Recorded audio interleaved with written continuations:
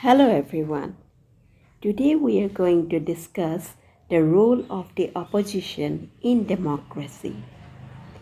In a democratic country like India, the opposition plays a very important role. It is not possible for a democratic state to achieve success without a strong opposition.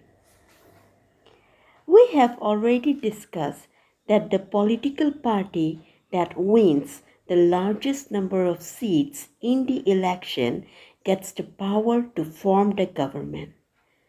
So, who forms the opposition party?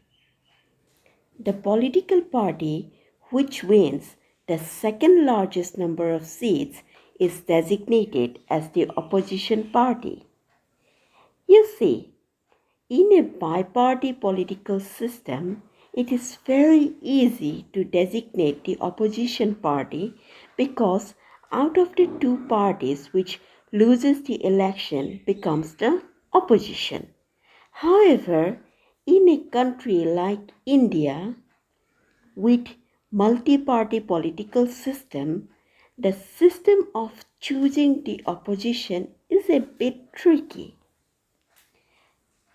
According to the Constitution of India, if a political party wishes to choose an opposition leader, then that party must win at least 10% of the total Lok Sabha seats. Let me explain in simple terms.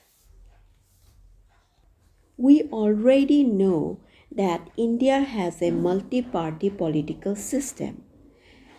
Now, suppose A, B, C, D, E, and F are 6 political parties of India.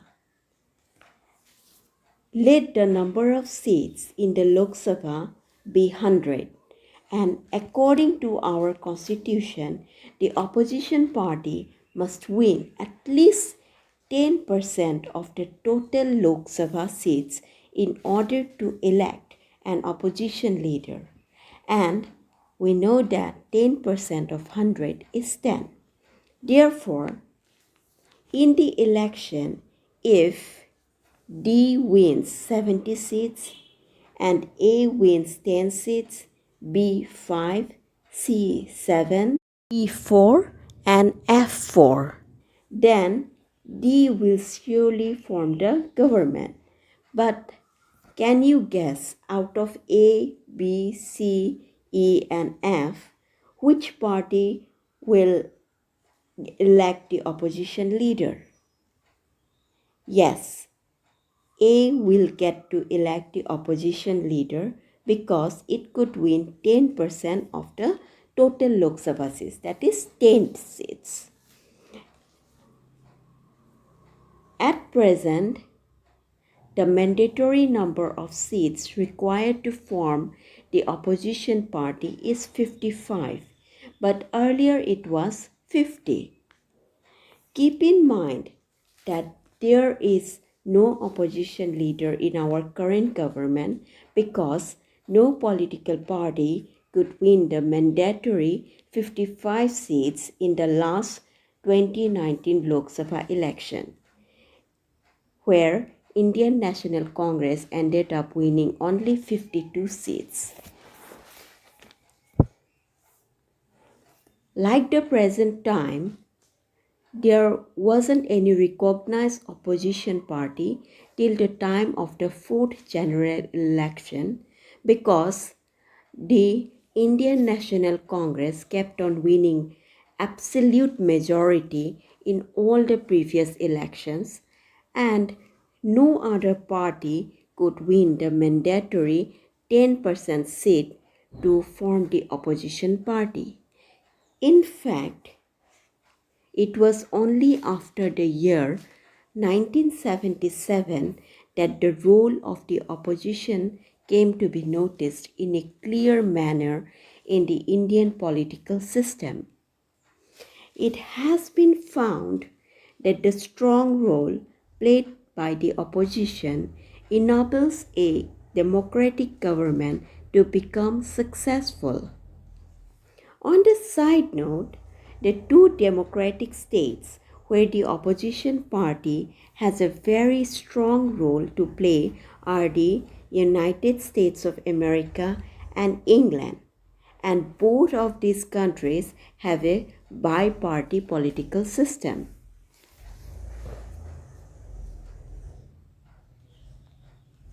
Now, let us discuss the functions of the opposition in a democratic state. Number one, the opposition party must keep a constant vigil like a watchdog in order to safeguard the interests of the masses and also to protect the sanctity of the Constitution. Number two, the opposition party must keep a sharp watch on the activities of government that the ruling party cannot take advantage of the power. Number three, the opposition party must scrutinize the ongoing and upcoming schemes, plans, and programs of the government, and in case any defect is found, the opposition must bring them to light on the floor of the parliament through constructive criticism for necessary rectification of the flaws on the part of the government. Number 4. The hopes and aspirations as well as the demands and necessities of the masses have to be presented in a proper way so that the government takes due notices of them. Number 5. The opposition must remain well prepared to form alternative government as and when such necessity and situation arise.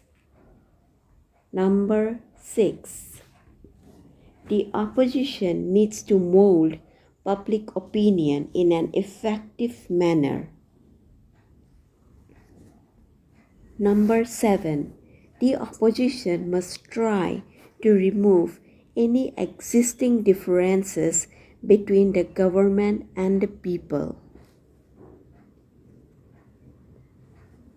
Number 8.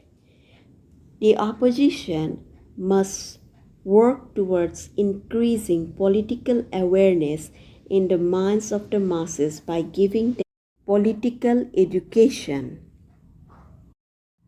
Number 9. The opposition party must make the government alert, responsible, and accountable towards public opinion. Number 10. The opposition must always keep a sharp watch on the government so that the ruling party doesn't become dictatorial and impose autocratic rule over the people. Number 11. If need arises, the opposition must try to bring mobility and speed up the government functioning by giving proper advice and suggestions through constructive criticism to the government. Number 12. The opposition party must act as a link which brings the common people closer to the government.